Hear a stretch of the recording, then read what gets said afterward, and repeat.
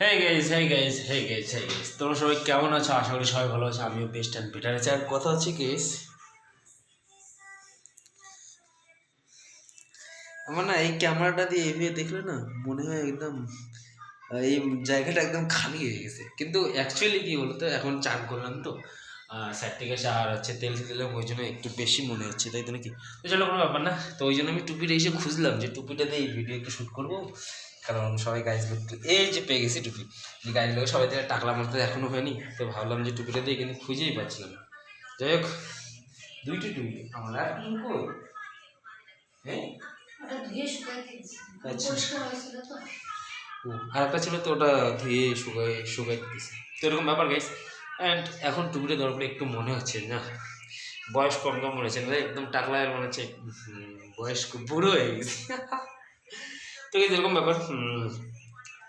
তো guys just আমি এখন এসলাম, ফ্রেশ বগেরা হলাম। তো সাইডে আজকে প্রচুর কাজ ছিল, আর সারাদিনের যে ব্লগটা সেটা আমি শ্যুটই করিনি, কারণ বিজিতে শ্যুট করা মুশকিল হয়ে যাচ্ছে গাইস এখনকার টাইম। এখন একটু বিজি, তার মধ্যে একটু টেনশন, তার মধ্যে পরেশানি, অনেক কিছু, মানে ব্লগ শ্যুট করার মুডটা থাকে না। কারণ হচ্ছে আমি যে বিজনেসটা করি সিভিল ওয়ার্ক, বিল্ডিং কন্ট্রাক্ট লেভেলের, কারণ হচ্ছে যেসব ওয়ার্কার লেবার লোক নিয়ে কাজ করি, তো কারণ সেসবে আলাদা ধরনের একটা টেনশন থাকে। মুডটা সেরকম থাকে না যে ব্লগটা শ্যুট করি, ভিডিওটা শ্যুট করি, সেরকম মুডই থাকে না। কারণ হচ্ছে গাইস, কি আর বলে, যারা বোঝার অবশ্যই বোঝে না।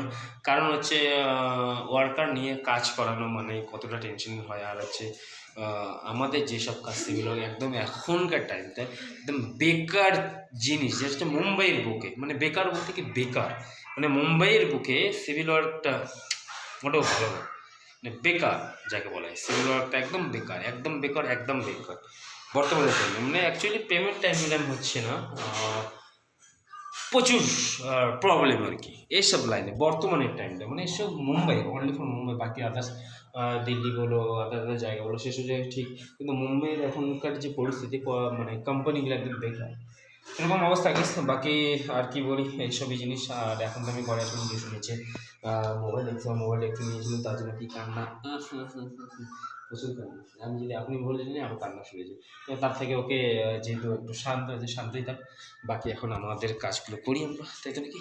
আর বাকি এখন রুমে বানাচ্ছে সবজি। মোবাইলের মধ্যে চার্জার, এই যে চার্জার লাগাই তোমাদের সাথে কথা বলছি, যেটা মানে সুইচ হয়ে যায় আমার বাড়ির, যে রেগুলার আমার বাড়িতে আসতে আসতে না আমার মোবাইলটা সুইচ হয়ে যায়। চলো, আর বাকি এখানে হচ্ছে সবজি বগেরা হচ্ছে, আর রোমা আজকে বানাবে সেও ভাজি বলে। এটা জানি না ও কীভাবে বানাবে, মানে মুম্বাইয়ের আইটেম, সেটা ওই জানে। কারণ হচ্ছে আমি যে আশা করতে পারছি না যে সেও ভাজিটা ভালো হবে। তুমি ভালোভাবে বানাতে পারো তো?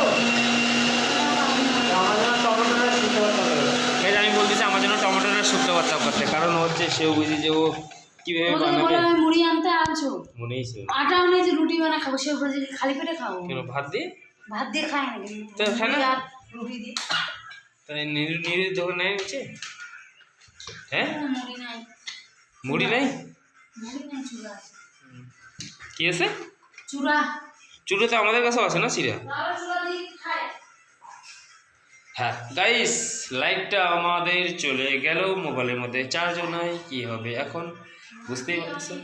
তো গাইস এরকম ব্যাপার। তো চলো তাহলে দেখা চলে নেক্সট ডেতে নতুন ব্লগে, একদম নিউ ব্লগে, একদম পুরো ঘর অন্ধকার, লাইট অচানক চলে গেল। তো গুড নাইট গাইস, আজকের জন্য tata, bye, see you tomorrow.